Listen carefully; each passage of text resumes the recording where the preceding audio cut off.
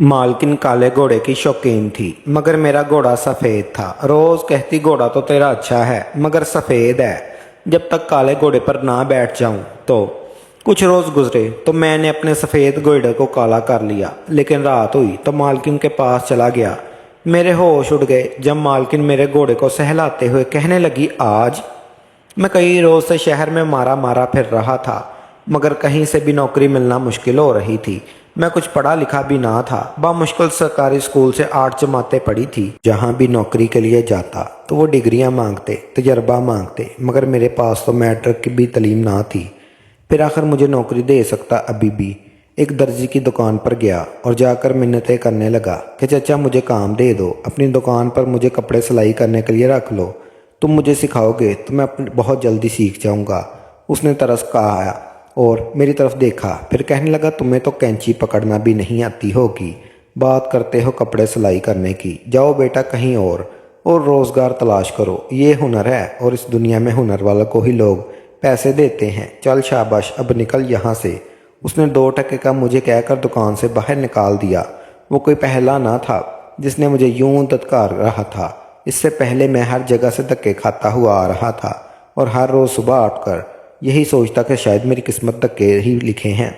मेरी उम्र इस वक्त 10 साल थी जब मेरा अब्बा इस जालिम दुनिया से अपनी जान छुड़ाकर चला गया। मेरी माँ बड़ी ही पर्दादार और नेक औरत थी और इसके बावजूद जब उसने घर में तंग दस्ती देखी तो मेरा और मेरी 4 बहनों का पेट पालने की खातर उसने लोगों के घर काम काज करना शुरू कर दिया। इससे जो पैसे मिलते वो हम सब बहन भाइयों के लिए खाना ले आती।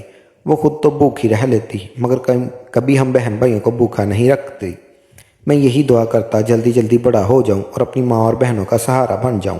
माँ ने मुझे सरकारी स्कूल से ही कुछ जमातें पढ़ाई थी कि मेरी माँ की तबीयत ख़राब रहने लगी। माँ को बुखार से तपता देखता तो दिल उदास हो जाता। मेरी बहनें घर से कभी नहीं निकली थी। जहाँ मेरी माँ काम करती वो सभी बड़े लोग थे। उनके यहाँ हर वक्त मर्दों की महफिलें जमती। सभी ही गंदी नज़रें रखते थे और सेठ भी बड़ी ही बुरी नज़रों का मालिक था। वैसे भी उसके पास शहर के बड़े बड़े पैसे वालों की हर शाम महफिल लगती थी। इसलिए मेरी माँ मेरी खूबसूरत बहनों को घर से बाहर निकलने ही ना देती थी। मजबूरन मुझे माँ के साथ लोगों के घरों के काम करने के लिए जाना पड़ता। मगर जिस घर में और अम्मा काम किया करते थे उस घर की मालकिन ने हम पर इल्ज़ाम लगा दिया कि इसने कीमती घड़ी चोरी कर ली है और माँ उनके कदमों में गिरकर रोते हुए, मगर उन्होंने मेरी माँ को 2 थप्पड़ भी मारे और फिर ये कहकर घर से निकाल दिया कि कमबख्त आजकल तो नौकरों को मार भी नहीं सकते, ना जाने कब मीडिया वाले कैमरे के पीछे पड़ जाए और हमें लेने के देने पड़ जाए। मालकिन बड़बड़ा रही थी, तुम दोनों चोर हो, हमारे घर से कीमती चीज़ें चुरा ली। हालांकि मेरी माँ उनके घर में कई सालों से काम कर रही थी, मगर इसके बावजूद उन्होंने माँ को वहाँ से निकाल दिया। घर के हालात एक बार फिर से बिगड़ने लगे तो उसके साथ ही बूढ़ी माँ की सेहत भी बिगड़ने लगी। वो चाहती थी कि अपनी ज़िंदगी में ही 4 बेटियों को उनके घर का कर दे, मगर आखिरकार हमारे गरीब खाने में इन्हें कौन बहाने आ सकता था। घर में फाके होते तो मैं खुद ही घर से निकल आया ताकि अपने लिए कोई काम काज ढूंढ कर अपनी मुफलसी को ख़त्म कर सकूं। मुझे और कोई काम तो आता नहीं था, अलबत्ता मैं घर की साफ़ सफाई और झाड़ू पोंछा माँ से सीख कर बहुत अच्छा और सफाई से कर लेता था। एक रोज़ मैंने एक घर में सफाई के लिए गया तो उन्होंने मुझे धक्के देकर निकाल दिया। कहने लगे, तुम जैसे गंदे बच्चे यहाँ भी बिल्कुल नहीं रह सकते, हमें साफ़ सुथरे बड़े और माहिर काम वाले लोग चाहिए। मैं इस आलीशान कोठी से निकल ही रहा था तभी बाग में मौजूद मुझे एक नस्वानी आवाज़ सुनाई दी। मैंने उस जानब पलट कर देखा तो वो एक औरत बैठी थी जिसकी मेरी जानब पीठ थी। डेल डोल से तो काफ़ी मोटी औरत लगती थी जिसने बाल खोलकर शानों तक फैला रखे थे। मैंने उसके हाथ देखे जो कि दूध जैसे सफ़ेद थे। वो बाल झटक कर फ़ोन पर किसी से बात कर रही थी। उसने जो बात कही वो सुनकर मैं शोशोपन में मुब्तला हो गया। वो औरत फ़ोन पर कह रही थी कि मुझे काला घोड़ा चाहिए, मुझे हर हाल में काले घोड़े की सवारी करनी है, इसलिए आप मुझे काला घोड़ा ही दिखाएं। मैंने मालकिन की बात सुनी तो सरसरी से अंदाज में सर झटकर बाहर निकलने लगा, मगर अगले ही पल मालकिन जो बोली वो सुनकर मैं हैरान रह गया। मालकिन कहने लगी, तुम मुझे काला घोड़ा ला कर दो, बदले में मैं तुम्हें हर रात का 1.5 लाख रुपया दूंगी। मैंने जब 1.5 लाख रुपये का नाम सुना तो मुझे हिचकी लग गई। इतनी बड़ी रकम और भला काले घोड़े के लिए। मैंने दोबारा मालकिन को देखा, आखिर उन्होंने काले घोड़े के साथ करना क्या था। मालकिन फ़ोन पर कह रही थी कि तुम मुझे कहीं से भी जल्द अज जल्द घोड़ा ला कर दो। بدلے میں تمہیں منہ مانگی رقم دینے کو تیار ہوں، مگر مجھے کالا گھوڑا ہی چاہیے، وہ بھی صحت مند اور قداور۔ اتنا کہہ کر مالکن فون بند کر چکی تھی، تبھی چوکیدار نے ایک دفعہ پھر مجھے دھکا دیا اور وہاں سے نکالنا چاہا، تو میں اس سے بازو چھڑوا کر فوراً مالکن کے پاس بھاگ آیا اور کہنے لگا، مالکن، میں آپ کے لیے گھوڑے کا بندوبست کر سکتا ہوں۔ مالکن نے جب میری بات سنی فوراً پلٹ کر میری جانب دیکھا۔ ایک پل کو تو مالکن کو دیکھ کر میں پلک جھپکنا ہی بھول چکا تھا۔ وہ 30 سے 35 کی درمیانی عمر کی ایک عورت تھی۔ رعب اور دبدبا تھا کہ کوئی اس کے سامنے نظر نہ اٹھا سکتا۔ دودھ جیسی سفید مالکن دوڑتی ہوئی میرے پاس آئی اور میرے چہرے کو اپنے ہاتھوں میں لے کر کہنے لگی، کیا تم مجھے سچ میں گھوڑا لا کر دے سکتے ہو؟ تو میں نے فوراً سر ہلایا۔ مالکن کی خوشی کی کوئی انتہا نہ رہی۔ کہنے لگی، مجھے جلد از جلد کالا گھوڑا لا کر دو، بدلے میں تمہیں اتنے پیسے دوں گی کہ تم سوچ بھی نہیں سکتے۔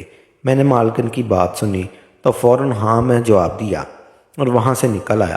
میں تو خوش تھا کہ میری بات مالکن سے ہو گئی اور مجھے 1.5 لاکھ ملیں گے، مگر سوچنے والی بات تو یہ تھی کہ آخرکار کالا گھوڑا کہاں سے لاتا۔ میرے پاس کالا سفید گھوڑا بھی موجود نہیں تھا۔ میں نے مالکن کو ہاں تو کر دی تھی، مگر اب میں کھڑا یہی سوچ رہا تھا، گھوڑے کا انتظام کہاں سے کیا جائے؟ ابھی کہاں سے کالے گھوڑے کا انتظام کروں؟ میں نے کچھ سوچا اور پھر اگلے ہی روز اپنے گھر کے ساتھ موجود سرسبز میدان میں چلا گیا، جہاں کئی نسلوں کے گھوڑے یوں ہی گھومتے رہے۔ کچھ تو یہاں کے آوارہ گھوڑے تھے اور کچھ وڈیروں کے سدائے ہوئے گھوڑے تھے۔ میں چپکے سے ان کے میدان میں گیا اور دیکھنے لگا۔ گھوڑے بھورے، سفید اور سرمئی رنگ کے تھے، مگر کوئی بھی کالا گھوڑا رنگ کا نہیں تھا۔ وہاں ایک گھوڑا موجود تھا جو کہ انتہائی خوبصورت مگر سفید رنگ کا تھا۔ میں نے اس گھوڑے کو اپنے ساتھ لیا اور لے کر مالکن کے گھر چلا آیا۔ مالکن نے جب میرے ساتھ میرے گھوڑے کو دیکھا تو اس کے بارے میں پوچھنے لگی۔ وہ گھوڑا سچ مچ میں ایک قداور جانور تھا، یقیناً کسی وڈیرے کا ہی ہوگا، مگر میں پیسوں کی لالچ میں اندھا ہو چکا تھا کہ بڑی سے بڑی مصیبت منہ لینے کو بھی تیار تھا۔ مالکن میرے گھوڑے کو دیکھ کر ایسے ستائشی نظروں سے دیکھنے لگی، پھر چلتی ہوئی اس گھوڑے کے قریب آئی اور اس کے چہرہ کا ہاتھ سے سہلانے لگی۔ لڑکے، یہ گھوڑا تو بڑا ہی شاندار ہے، مگر میں اس کی سواری نہیں کر سکتی۔ میں نے مالکن کی جانب دیکھا اور کہنے لگا کہ مالکن، ایک بار اس گھوڑے کی سواری کر کے تو دیکھیے، آپ بڑے سے بڑے کالے گھوڑے کو بھول ہی جائیں گی۔ یہ میرا گھوڑا بڑا ہی خوبصورت اور اچھی سواری دیتا ہے، آپ ایک دفعہ استعمال کر کے تو دیکھیں۔ مالکن نے یہ سنا تو مسکرا اٹھی، کہنے لگی، میں ضرور اس کی سواری کرتی، مگر تم میری مشکل نہیں سمجھ سکتے۔ دراصل میرے شوہر کی فرمائش ہے کہ میں کالے گھوڑے پر ہی بیٹھوں، ورنہ وہ ناراض ہو جائے گا۔ میری سمجھ میں تو مالکن کی کوئی بات نہیں آ رہی تھی۔ گھوڑا تو گھوڑا ہی ہوتا ہے، چاہے سفید ہو یا کالا، مگر نہ جانے کیوں مالکن کالے گھوڑے کے ہی بضد تھی۔ مجھے تو کچھ اور ہی چکر لگ رہا تھا۔ مالکن نے کہا، اگر تم مجھے گھوڑا لا کر دو گے تو میں تمہاری ہر ممکن مدد کروں گی۔ میں سوچ میں پڑ چکا تھا۔ اس گھوڑے کو وہاں سے لیا اور مالکن کے گھر سے باہر نکل آیا۔ اسی میدان میں جا کر اس گھوڑے کو چھوڑ دیا جہاں پہلے سے بہت سارے گھوڑے میدان میں گھاس پھوس چر رہے تھے۔ پہلے ہی وڈیروں کے گھر بھی تھے، مگر کوئی بھی اس وقت گھوڑوں کے پاس موجود نہ تھا۔ شاید سارا علاقہ ان کا تھا، اس لیے وہ بے فکر ہو کر گھوڑوں کو کھلا چھوڑ دیتے تھے۔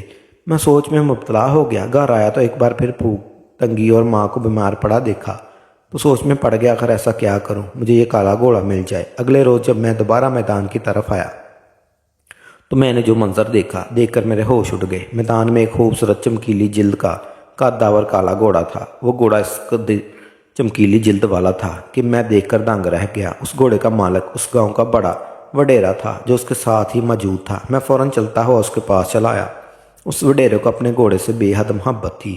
آج تک اس نے اپنے گھوڑے کو کبھی خود سے جدا نہ کیا اور اس وقت میدان میں بھی اپنے گھوڑے کے ساتھ ہی چل رہا تھا۔ اس چہل قدمی کروائی، تازہ گھاس کھلایا اور پھر اسے ساتھ لیے واپس اپنے گھر چلا گیا۔ میں سوچنے لگا، آخر کیسے ایک رات کے لیے اس کا کالا گھوڑا لے سکوں۔ میں بہانے سے نوکری ڈھونڈتے ہوئے اس کے وڈیرے تک گھر پہنچ گیا، جہاں مجھے یہ بات معلوم ہوئی کہ وہ گھوڑا نہیں بلکہ گھوڑی ہے۔ مجھے اس سے فرق نہیں پڑتا تھا، مجھے تو بس سیاہ چمڑی والا جانور مالکن تک پہنچانا تھا۔ میں نے وڈیرے کی منتیں ترلے کیے کہ مجھے اپنے گھر میں کام کاج کے لیے رکھ لے، اس طرح میں ان کے گھوڑے کے قریب رہ سکتا تھا اور پھر اسی کی طرح وہاں سے نکال کر مالکن کے پاس چھوڑنے جا سکتا تھا۔ مگر سونے پر سہاگا اس وقت ہوا جب مالک نے مجھے دیکھا اور کہنے لگا، مجھے اپنے پالتو گھوڑی کے لیے ایک عدد نوکر کی ضرورت تھی جو اس وقت پر کھانا کھلا سکے اور اس کا خیال رکھ سکے۔ میں نے جب یہ سنا تو اپنی خوشی بہ مشکل چھپائی اور سائیں کو جھک کر سلام کیا اور فوراً کام کے لیے راضی ہو گیا۔ اب زیادہ سے زیادہ وقت میں اس گھوڑی کے ساتھ گزارنے لگا۔ یہ بھی پریشانی لاحق تھی کہ کہیں مالکن کو کہیں اور سے ہی گھوڑا نہ مل جائے، ورنہ میری محنت رائگاں جائے گی۔ ایک ہفتہ تک میں اس گھوڑی کے ساتھ رہا۔ وہ گھوڑی بھی میرے ساتھ کافی مانوس ہو چکی تھی۔ ایک رات جب سب سو گئے تو میں نے اس کی رسی کو کھولا اور کھول کر اپنے ساتھ لے جانے لگا۔ ان کے ڈیرے کے پچھلے دروازے سے نکلنے ہی والا تھا، تبھی چوکیدار نے مجھے دیکھ لیا۔ اس نے ایک احرام سا مہچا دیا کہ لڑکا مالک کی گھوڑی چوری کر کے لے جانا چاہتا ہے۔ نوکروں کے شور کرنے پر مالک بھی وہیں آ گئے اور پھر سب نے مل کر مجھے بہت مارا۔ روتا رہا، بلکتا رہا، انہیں کہتا رہا مجھے مت مارو، میں کوئی چوری نہیں کر رہا، بلکہ گھوڑی کی ضد تھی کہ میں اسے باہر گھما کر لاؤں۔ مگر انہیں میری بات پر یقین نہ آیا۔ سارے مہینے کی تنخواہ بھی ضبط کر لی اور دھکے دے کر مجھے گھر سے نکال دیا۔ مجھے اپنے آپ پر بہت غصہ آیا۔ جی چاہا کہ اپنا سر دیوار میں مار کر سر پھوڑ دوں۔ میں نے اتنی محنت کی تھی مگر گھوڑا پھر بھی نہ ملا۔ مجھے غصہ بھی بہت آیا، لیکن جنون اس حد تک بڑھ چکا تھا کہ میں پیسے کمانے کی خاطر کسی بھی حد تک جا سکتا تھا۔ اگلے روز صبح صبح اس میدان سے ایک سفید گھوڑی چرائی اور اسے اپنے ساتھ لے آیا۔ اس پر میں نے سیاہ رنگ پھیر دیا جس سے اس کی چمڑی کالی لگی اور وہ مکمل طور پر کالی ہو چکی تھی۔ ایسے لگتا ہی نہیں تھا کبھی سفید بھی رہی ہوگی۔ مجھے ڈر بھی تھا مگر میں یہ قدم اٹھانے کو تیار تھا۔ میں نے فوراً اپنی گھوڑی کو ساتھ لیا اور مالکن کے گھر چلایا۔ مالکن نے جب کالی گھوڑی کو اپنے سامنے دیکھا تو اس کی خوشی کی کوئی انتہا نہ رہی۔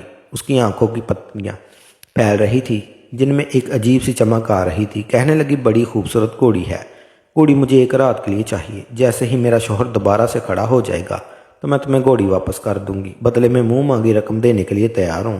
میں بھی خوش ہو گیا۔ مالکن نے مجھے کچھ پیسے ایڈوانس دے دیے جسے لے کر میں گھر چلا آیا۔ اگلے روز جب واپس مالکن کی حویلی گیا تو خوش تھا کہ آج رات مالکن گھوڑی کی سواری کر کے بہت خوش ہوگی۔ مگر جو میں نے مالکن کے گھر پہنچا تو میرے ہوش اٹھ گئے کیونکہ مالکن تو کافی غصے میں دکھائی دے رہی تھی۔ مجھے دیکھ کر سارے رہی تھی اور خون اگلتی آنکھوں سے دیکھ کر کہنے لگی یہ تم نے کیا کیا؟ میرے ساتھ دھوکہ دھڑی کی، میں نے تم پر اعتبار کیا۔ تم نے حیرت سے کپ کپانے لگا اور کہنے لگا کیا بات ہوئی؟ مالکن آپ نے تو گھوڑی لا کر دی۔ مگر اگلے ہی پل ملازم گھوڑی لے کر وہاں سے آیا۔ گھوڑی کا رنگ اتر چکا تھا اور آدھی سفید اور کالی ہو چکی تھی، شاید بارش کی وجہ سے یا پھر اسے نہلایا گیا تھا جو وہ اپنی ظاہری حالت میں آ چکی تھی۔ میں نے یہ دیکھا تو ہمارے خوف کے کانپنے لگا اور فوراً جھوٹ بولتے ہوئے کہنے لگا نہیں مالکن میں نے تو کالی گھوڑی ہی دی تھی، لگتا ہے میرے ساتھ دھوکہ ہوا ہے۔ مگر مالکن نے اگلے ہی پل پھوٹ پھوٹ کر رونا شروع کر دیا۔ کہنے لگی مجھے بالکل بھی یقین نہیں تھا کہ تم لوگ میرا یوں مذاق اڑاؤ گے اور میرے جذبات کا کھلواڑ کرو گے۔ تم لوگ تو جانتے بھی نہیں کہ مجھے کالی گھوڑی کس قدر ضرورت تھی، مگر تم لالچی لوگ جذبات کے ساتھ کھیلنا شروع ہو گئے۔ کاش کوئی میری مصیبت سمجھ سکتا۔ مالکن روتے ہوئے دیکھا تو ایک پل کو میں افسردہ ہو گیا۔ نہ جانے گھوڑی میں کیا خاص بات تھی۔ میں چلتے ہوئے مالکن کے پاس چلا آیا اور مالکن سے کہنے لگا مالکن آپ نے اس گھوڑی کے ساتھ کیا کرنا ہے؟ آپ مجھے کھل کر بتائیں۔ مالکن نے جب یہ سنا تو کہنے لگی میرا شوہر ایک جان لیوا بیماری میں قید ہے۔ ہم نے کئی بڑے ڈاکٹروں سے اس کا علاج کروایا مگر اسے آرام نہیں آ رہا۔ تبھی شہر کے ایک مشہور حکیم نے ایک دوا تیار کرنے کو کہا۔ اس کا کہنا ہے کہ وہ دوا تبھی اثر انداز ہو سکتی ہے جب میں اس گھوڑی کا دودھ ملایا جائے، مگر مجھے کالی گھوڑی مل ہی نہیں رہی۔ اس سے پہلے بھی کئی لوگ میرے ساتھ دھوکہ کر چکے ہیں اور اس بار تمہیں معصوم لڑکا سمجھ کر کہا۔ تم نے بھی میرے ساتھ وہی کیا جو باقی کر رہے تھے۔ مالکن کو روتے دیکھا تو میرا دل پس گیا۔ میں شرمندہ ہو گیا اور اس سے دل سے معافی مانگنے لگا۔ میں نے بھی روتے ہوئے مالکن کو اپنے گھر کے حالات بتا دیے جن کی وجہ سے مجبور ہو کر میں یہ دھوکہ کرنے پر راضی ہوا تھا۔ اگلے ہی روز میں نے مالکن کو وڈیرے کے بارے میں بتایا کہ ان کے ہاں کالی گھوڑی موجود ہے، مگر سوچ چکا تھا کہ مالکن کو گھوڑی کا دودھ میں خود ہی لا کر دوں گا۔ اگلے روز میں وڈیرے کی حویلی گیا اور انہیں اس بارے میں آگاہ کیا، پھر انہیں اپنی گھوڑی کے دودھ دینے کو کہا۔ وڈیرے نے بھی میری مشکل سمجھ لی تھی۔ اس نے ملازم کو حکم دیا اور ملازم نے فوراً گھوڑی کا دودھ مجھے لا کر دے دیا۔ اسے لا کر میں نے مالکن کو دے دیا تو مالکن کی خوشی دیدنی تھی۔ یوں مالکن کا شوہر کچھ ماہ کے لیے علاج کے بعد تندرست ہو گیا۔ مالکن یہ دیکھ کر بہت خوش ہوئی۔ اس نے مجھے منہ مانگی رقم دی اور اپنے ہاں ملازم رکھ لیا۔ دھیرے دھیرے ہمارے گھر کے حالات بدل گئے اور میں نے بھی ساتھ پڑھائی جاری رکھی تاکہ آئندہ مستقبل میں اچھی نوکری کر سکوں۔ وہیں مالکن نے میری بہنوں کی اچھی جگہ رشتے بھی کروا دیے اور میری ماں کا بھی علاج کروایا۔ میں نے جھوٹ بول کر دھوکہ دے کر جب پیسہ کمانا چاہا تو ہر بار منہ کی کھانا پڑی، مگر جب صدقے دل سے محنت کی تو مجھے اس کا پھل بھی مل چکا تھا۔